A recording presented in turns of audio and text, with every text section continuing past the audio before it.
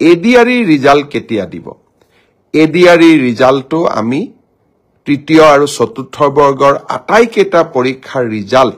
আমি ফেব্ৰুৱাৰী মাহৰ শেষৰ ফালে বা মাৰ্চ মাহৰ প্ৰথম সপ্তাহতে দিবৰ বাবে আমি চেষ্টা কৰিম ইতিমধ্যে এই গোটেই প্ৰচেষ্টাবোৰ আৰম্ভ হৈছে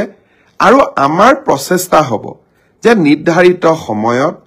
এইবাৰ আমি প্ৰতিশ্ৰুতি দিয়া অনুসৰি ৩০,০০০ নিযুক্তি আমি যাতে সমাপন কৰিব পাৰো যে পুলিচৰ ফিজিক্যাল ফিটনেস আমি পাস কৰিলো এতিয়া লিখিত পৰীক্ষা কেতিয়া হ'ব ফেব্ৰুৱাৰী মাহৰ ভিতৰত এই লিখিত পৰীক্ষা সমাপন কৰাৰ বাবে আত্মনিৰ্ভৰ অসম অভিযানৰ দ্বিতীয় পৰ্যায়ৰ আবেদনৰ প্ৰক্ৰিয়া কেতিয়া আৰম্ভ হ'ব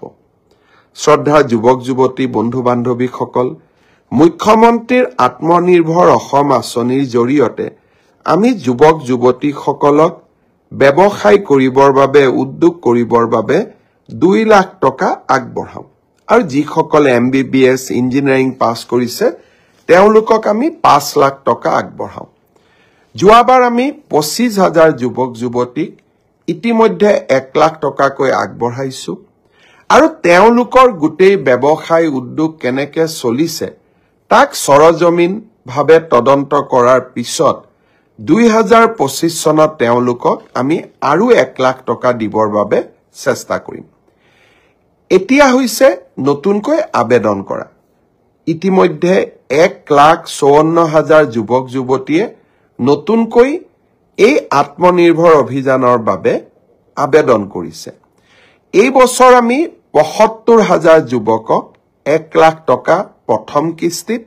দ্বিতীয় কিস্তিত 1 লাখ টকাকৈ আগবঢ়াম ইতিমধ্যে যি 1,54,000 যুৱক যুৱতীয়ে পঞ্জীয়ন সমাপ্ত কৰিলে এতিয়া তেওঁলোকৰ বাবে আবেদনৰ সময় আৰু তেওঁলোকে অহা 1 জানুৱাৰীৰ পৰা আবেদন কৰাৰ সুবিধা পাব 1 তাৰিখে অহা 1 জানুৱাৰী তাৰিখে আমি এই আবেদনৰ পোৰ্টেলটো মুকলি কৰি দিম মিউচুৱেল ট্ৰান্সফাৰৰ পোৰ্টেলো মুকলি হ'ব আৰু সমান্তৰালভাৱে মুখ্যমন্ত্ৰীৰ আত্মনিৰ্ভৰ অভিযানৰ আবেদনৰ পোৰ্টেলো আমি 1 জানুৱাৰী তাৰিখে মুকলি কৰি দিম ইয়াৰ পিছত আৰু এটা বিশেষ কথা মই আপোনালোকক জনাব খুজিছো লখিমপুৰৰ কেবিনেটত আমি এটা বিশেষ ঘোষণা কৰিছিলো যে ষ্টেট বেংক অফ ইণ্ডিয়া আৰু অসম চৰকাৰৰ মাজত আমি এখন বুজাবুজিৰ চুক্তি স্বাক্ষৰ কৰিম যাৰ জৰিয়তে কোনোবা চৰকাৰী কৰ্মচাৰীয়ে কৰ্মৰত অৱস্থাত যদি মৃত্যুমুখত পৰে তেওঁলোকে 5 লাখ টকাৰ পৰা 10 লাখ টকা তেওঁলোকৰ পৰিয়ালে অতিৰিক্ত লাইফ ইন্সুৰেন্স পাব চৰকাৰৰ পৰা পোৱা সহায়ৰ উপৰিও দুৰ্ঘটনাজনিত কাৰণত মৃত্যু হলে 1 কোটি টকা পৰিয়ালটোৱে পাব আৰু যদি দুৰ্ঘটনাত পাৰ্মানেন্ট ডিজেবল হয় তেতিয়াও তেওঁলোকে 70 লাখ টকা তেওঁলোকে পৰিয়ালটোৱে লাভ কৰিব লখিমপুৰৰ কেবিনেট সিদ্ধান্ত হোৱাৰ পিছত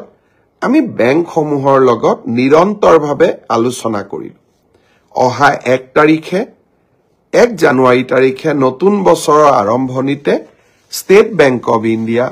ইউনিয়ন বেংক অফ ইণ্ডিয়া আৰু আন কেইবাটাও বেংক য'ত নেকি আমাৰ চৰকাৰী কৰ্মচাৰীসকলে দৰমহাৰ লেনদেন কৰে তেওঁলোকৰ লগত আমি বুজাবুজিৰ চুক্তি স্বাক্ষৰ কৰিম অৰ্থাৎ 1 তাৰিখৰ পৰাই এই কেবিনেট সিদ্ধান্ত কাৰ্যকৰী হ'ব শ্ৰদ্ধাৰ অসমবাসী ৰাইজ মুখ্যমন্ত্ৰীৰ আত্মনিৰ্ভৰ অভিযান কৰ্মচাৰীসকললৈ জীৱন সুৰক্ষা আৰু মিউচুৱেল ট্ৰান্সফাৰ প্ৰতিটো প্ৰতিশ্ৰুতিকে বাস্তৱত ৰূপায়ণ কৰিবৰ বাবে আমি প্ৰতিটো মুহূৰ্তই কাম কৰো আৰু এই কামবিলাক সম্পূৰ্ণ হোৱাৰ লগে লগে এই কৰ্মযজ্ঞৰ ফসলসমূহ আপোনালোকৰ বাবে লৈ আহো অহা 1 জানুৱাৰীৰ দিনটোত এনে 3টা কৰ্মযজ্ঞৰ ফসল আপোনালোকৰ ওচৰলৈ মই লৈ আহিবলৈ চেষ্টা কৰিম 1 জানুৱাৰীৰ দিনটোত এনে 3টা কৰ্মযজ্ঞৰ ফসল আপোনালোকৰ ওচৰলৈ মই লৈ আহিবলৈ চেষ্টা কৰিম 1 জানুৱাৰীৰ দিনটোত এনে 3টা কৰ্মযজ্ঞৰ ফসল আপোনালোকৰ ওচৰলৈ মই লৈ আহিবলৈ চেষ্টা কৰিম 1 জানুৱাৰীৰ দিনটোত এনে 3টা কৰ্মযজ্ঞৰ ফসল আপোনালোকৰ ওচৰলৈ মই লৈ আহিবলৈ চেষ্টা কৰিম শ্ৰদ্ধাৰ ৰাইজ, অহা 31 ডিচেম্বৰত মিছন বসুন্ধৰাৰ আবেদনৰ সময় শেষ হ'ব। এইবাৰ মিছন বসুন্ধৰাত আমি চেষ্টা কৰিছো যাতে অসমৰ শিক্ষানুষ্ঠানসমূহ, ক্লাবসমূহ, সাংস্কৃতিক অনুষ্ঠানসমূহ, আমাৰ মন্দিৰসমূহ, নামঘৰসমূহ, এওঁলোকে যাতে য'ত আমাৰ এই অনুষ্ঠানবোৰ আছে, এই মাটিবোৰ যাতে আমি ম্যাদী পট্টা কৰি ল'ব পাৰোঁ। তাৰ কাৰণে আমি কেবিনেটত সিদ্ধান্ত লৈছিলোঁ যে লগে লগে পঞ্জীয়ন নম্বৰটোও নালাগে। যেতিয়ালৈকে আমি মিছন বসুন্ধৰা শেষ কৰিম, অৰ্থাৎ আবলটনৰ বাবে আমি সাজু হ'ম, য'ত নেকি প্ৰায় 8-9 মাহ সময় লাগিব, এই সময়ছোৱাৰ ভিতৰতে পঞ্জীয়ন নম্বৰটো সংগ্ৰহ কৰিলেও হ'ব। আৰু পঞ্জীয়ন ল'বৰ বাবেও আমি চাৰ্টাৰ্ড একাউণ্টেণ্ট আদিৰ যি আগতে অডিট ৰিপৰ্ট লাগিছিল, তাকো আমি বৰ্তমান সেই ব্যৱস্থা। বহুত ল'ৰা ছোৱালীয়ে প্ৰশ্ন কৰিছে যে পুলিচৰ ফিজিকেল ফিটনেছ আমি পাছ কৰিলোঁ, এতিয়া লিখিত পৰীক্ষা কেতিয়া হ'ব? ফেব্ৰুৱাৰী মাহৰ ভিতৰত এই লিখিত পৰীক্ষা সমাপন কৰাৰ বাবে আমি প্ৰচেষ্টা কৰিম। বহুত ল'ৰা ছোৱালীয়ে সুধিছে যে মামা এডিআৰইৰ ৰিজাল্ট কেতিয়া দিব? এডিআৰইৰ ৰিজাল্টটো আমি তৃতীয় আৰু চতুৰ্থ বৰ্গৰ আটাইকেইটা পৰীক্ষাৰ ৰিজাল্ট আমি ফেব্ৰুৱাৰী মাহৰ শেষৰ ফালে বা মাৰ্চ মাহৰ প্ৰথম সপ্তাহতে দিবৰ বাবে আমি চেষ্টা কৰিম। ইতিমধ্যে এই গোটেই প্ৰচেষ্টাবোৰ আৰম্ভ হৈছে আৰু আমাৰ প্ৰচেষ্টা হ'ব যে নিৰ্ধাৰিত সময়ত এইবাৰ আমি প্ৰতিশ্ৰুতি দিয়া অনুসৰি 30,000 নিযুক্তি আমি যাতে সমাপন কৰিব পাৰোঁ। 1,54,000 যুৱক যুৱতীয়ে নতুনকৈ এই আত্মনিৰ্ভৰ অভিযানৰ বাবে আবেদন কৰিছে। এই বছৰ আমি 75,000 যুৱকক 1 লাখ টকা প্ৰথম কিস্তিত, দ্বিতীয় কিস্তিত 1 লাখ টকাকৈ আগবঢ়াম। ইতিমধ্যে যি 1,54,000 যুৱক যুৱতীয়ে পঞ্জীয়ন সমাপ্ত কৰিলে, এতিয়া তেওঁলোকৰ বাবে আবেদনৰ সময়। আৰু তেওঁলোকে অহা 1 জানুৱাৰীৰ পৰা আবেদন কৰাৰ সুবিধা পাব। 1 জানুৱাৰী তাৰিখে আমি এই আবেদনৰ পৰ্টেলটো মুকলি কৰি দিম। মিউচুৱেল ট্ৰেন্সফাৰৰ পৰ্টেলো মুকলি হ'ব আৰু সমান্তৰালভাৱে মুখ্যমন্ত্ৰীৰ আত্মনিৰ্ভৰ অভিযানৰ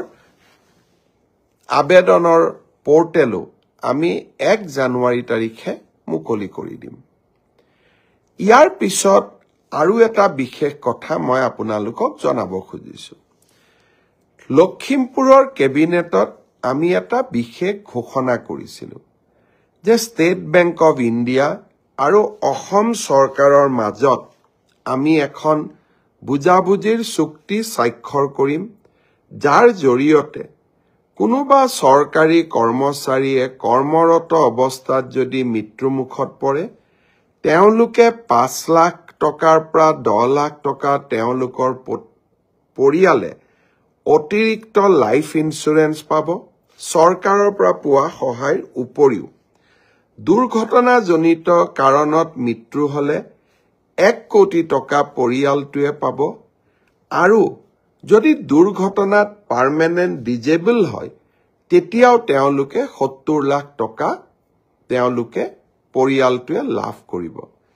লখিমপুৰৰ কেবিনেট সিদ্ধান্ত হোৱাৰ পিছত আমি বেংকসমূহৰ লগত নিৰন্তৰভাৱে আলোচনা কৰিম। অহা 1 জানুৱাৰী তাৰিখে নতুন বছৰৰ আৰম্ভণিতে state bank of India, union bank of India আৰু আন কেইবাটাও বেংক, য'ত নেকি আমাৰ চৰকাৰী কৰ্মচাৰীসকলে দৰমহাৰ লেনদেন কৰে, তেওঁলোকৰ লগত আমি বুজাবুজিৰ চুক্তি স্বাক্ষৰ কৰিম। অৰ্থাৎ 1 তাৰিখৰ পৰাই এই কেবিনেট সিদ্ধান্ত কাৰ্যকৰী হ'ব।